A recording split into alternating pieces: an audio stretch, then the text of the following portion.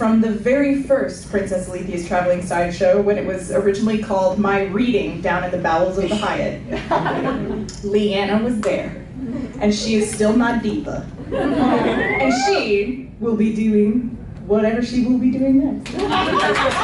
What I'm doing is what you dared me to do.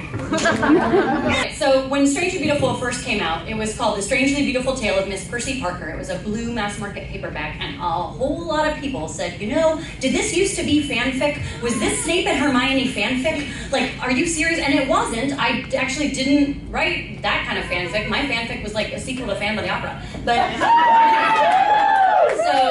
but then Webber did that, and it was terrible. In honor of that fact, Alethea said, why don't you read a little from one of your books but switch the names out for Harry Potter characters? And I thought, well, that's funny because people think I did. So here's a little lure scene. Miss Percy, she's a visionary. She sees visions. She also can speak and talk to ghosts.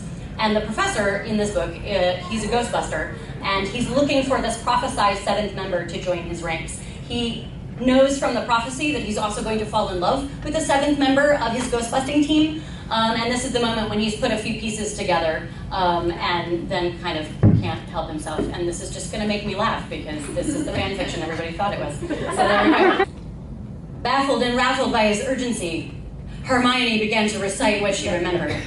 Her eyes closed in a moment of exquisite pain. In darkness a door, in bound souls a circle of fire, immortal force in mortal hearts, 6 to calm the restless dead, 6 to shield the restless living. Angelic voices sang. It was how I always dreamed a mother's lullaby would sound, the most beautiful music.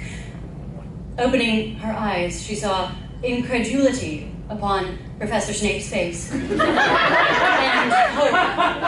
As if in a trance, he took her by the arms and lifted her to her feet. Our 7th, surely it is you. You'll do so much for us, Hermione, especially for me. With things the way they are, I can't wait any longer. I ask for you to be revealed, and you come to answer my prayers. Hermione was overcome by the professor's words, by the lurid intensity rising between them. Your 7th, Professor. What will I do for you? The fire in his heart flickered, and it was as if he suddenly realized where he was, who he was. Flustered, he took a moment to recover. Stepping back, breathing shallowly, he stared at her with confusion and wonder. Forgive me, Miss Granger. Perhaps now it is you who thinks me mad. Professor, please, you must explain.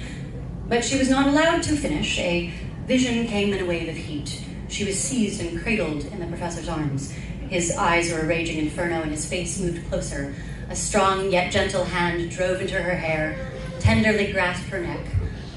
Professor Snape was bending as if to kiss her. A lock of his lustrous black hair. To be fair, Alan Rickman does play Professor Alexei Reichman in this book, let's be real. So they're not entirely wrong. What had you in his clutches this time, Miss Parker? Oh, sorry, Miss Granger. You, she thought, trying to mask her panic. She was desperate to flee, afraid he could read her mind. But oh, how she yearned for that vision to become truth. Lightheaded, she placed her hands upon her cheeks in an attempt to cool them. Miss Granger, what did you see? She shook her head, backing around the desk. It was nothing. I'm terrible. Was it an unpleasant vision? Oh, no, it most certainly was not.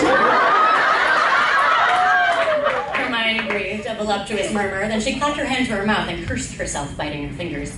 He kept stride as she retreated. Why do you flee me, Hermione? What has you so rattled? Was I in this vision? Hermione's blushing silence was her admission. And we're going to keep it at that.